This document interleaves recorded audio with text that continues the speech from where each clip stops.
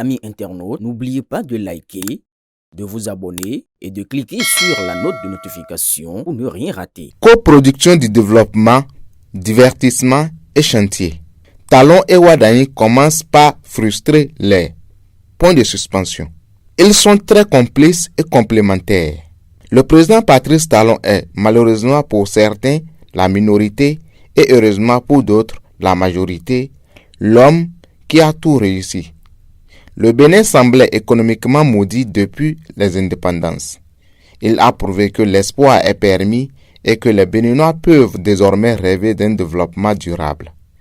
Réussir et assurer une succession en beauté avec le choix du plus capable parmi 1000, Talon l'a réussi là où Soglo, Kérékou et Yaï s'étaient royalement plantés. Obtenir la chance d'une transition, une transmission du pouvoir à l'américaine avec une période de grâce permettant au président élu de travailler aux côtés de son prédécesseur, le président Talon l'a réussi. Il a co-dirigé le Conseil des ministres avec son dauphin, son ministre au gouvernement. Là encore, c'est de l'inédit. Un intermède qui fait rêver tous les autres pays d'Afrique, surtout leurs dirigeants. Et pendant que les jaloux aux gros yeux, qu'ils soient au Bénin ou à côté de nous, priaient pour que le clash entre les deux hommes, le président sortant et l'entrant, survienne plus tôt que prévu, les deux dirigeants passent les 45 jours de transition en beauté, en symbiose. Il était hier à Ouida, en dehors de la visite des chantiers pour passer la main de la rigueur productrice. Les deux hommes étaient en balade sur le temple des Pitons.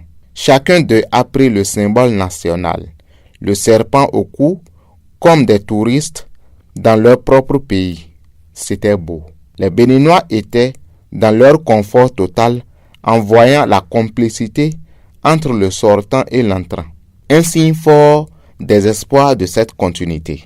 À ceux qui se demandaient comment le Bénin sera entre les mains du jeune président après Talon, l'actuel locataire de la Marina semble apporter une réponse à leur inquiétude. Sans être présent, il sera toujours là pour donner les meilleurs conseils afin d'éviter que la branche ne se casse. Une complicité qui met les Béninois à l'aise tout en leur garantissant que la continuité est assurée.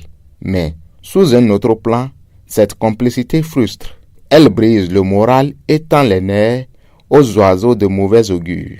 L'apocalypse annoncé par les élections et même après les élections a cédé la place au salut. Certains iront même jusqu'à se donner la mort pour ne pas vivre cette facette de la démocratie béninoise et qui n'avait pas parié un franc sur la paix dans notre pays. Quelqu'un devrait attendre le jour anniversaire de la naissance du général Tiani pour lui offrir une clé USB contenant ces beaux moments de la démocratie béninoise.